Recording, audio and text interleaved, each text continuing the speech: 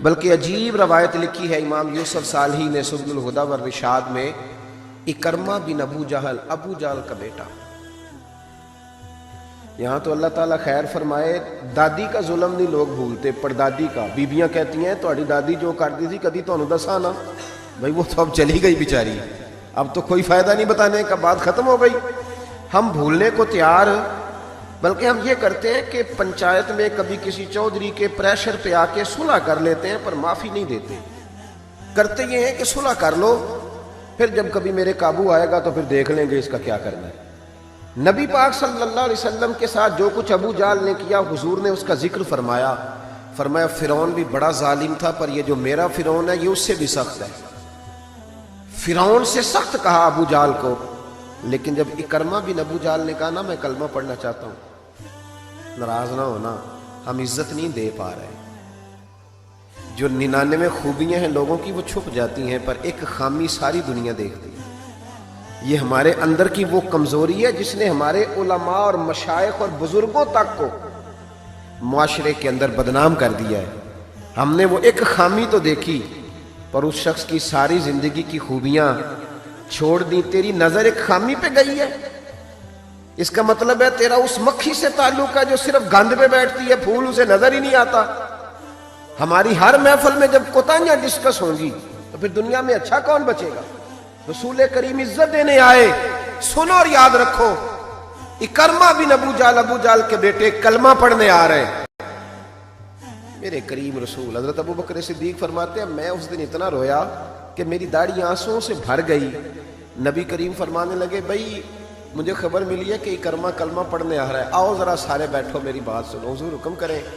تو محبوب نے فرمایا کوئی اس کے سامنے اس کے باپ کو گالی نہ دے، کوئی اس کے باپ کو اس کے سامنے برا کہہ کے نہ پکارے، کوئی یہاں ایک اور بات بھی کرنی بڑی ضروری سمجھتا ہوں، جو پکا بے ایمان کافر تھا، بے ایمان، جب حضور نے منع کر دیا کہ اس کے بیٹے کو تکلیف ہوتی ہے، جس کا کفر نص قطعی سے ثابت ہے، ان الذین کفروا سواء علیہم انذرتهم ام لم تنذرهم لا یؤمنون، اس آیت کی تفسیر میں جہاں بھی آپ کھولیں گے پہلا نام ابو جہل کا ملے گا، جس پر نص آ گئی کہ اس کی قسمت میں کفر ہے۔ جب وہاں حضور نے فرمایا باپ کو کافر نہ کہنا، بیٹے کو تکلیف ہوگی، تو بتا جب تو حضرت عبداللہ اور سیدہ آمنہ کے بارے میں بات کرتا ہے تو حضور کے دل کو تکلیف نہیں ہوتی؟ شرم نہیں آتی لوگوں کو؟ حیا نہیں آتی؟ حضور کا دل دکھاتے؟ اور دیکھیں عبداللہ کا معنی اللہ کا بندہ ہے، اور جو آمنہ نام ہے اس نام کا حسن تو دیکھیں، ہو درود تجھ پہ بھی آمنہ اور تیرے لال پر بھی سلام ہو، تو تھوڑا آپ بھی پہچانا کریں۔ جو تیری اماں کو برا کہے تو سلام نہیں لیتا، اور جو نبی پاک کی اماں کے بارے میں بات کہتا ہے تو کہتا ہے مولوی صاحب رل مل کے رہنا چاہیے۔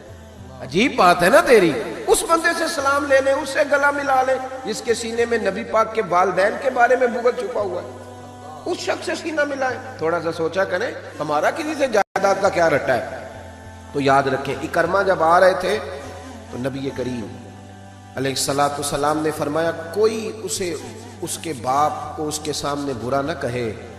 حضرت ابو بکر صدیق کہتے ہیں پھر حضور نے فرمایا کوئی اس کے باپ کا کفر نہ گنوائے، کوئی اس کی زیادتیوں کا ذکر نہ کرے، کوئی اس کے بارے میں کوئی آیت نہ پڑھے، کوئی میرا قول نہ دہرائے۔ حضرت سیدنا ابو بکر صدیق فرماتے ہیں میں رونے لگا، تو مجھ سے حضرت ابو دردہ کہنے لگے آپ کیوں رو رہے ہیں؟ تو میں نے کہا میں رو رہا ہوں محبوب کی رحمت للعالمین پہ، کہ محبوب یہ کس کے استقبال کی تیاریاں کرا رہے ہو؟ انہوں نے ساری زندگی تکلیف دی، کن کے استقبال؟ خدا را ساری۔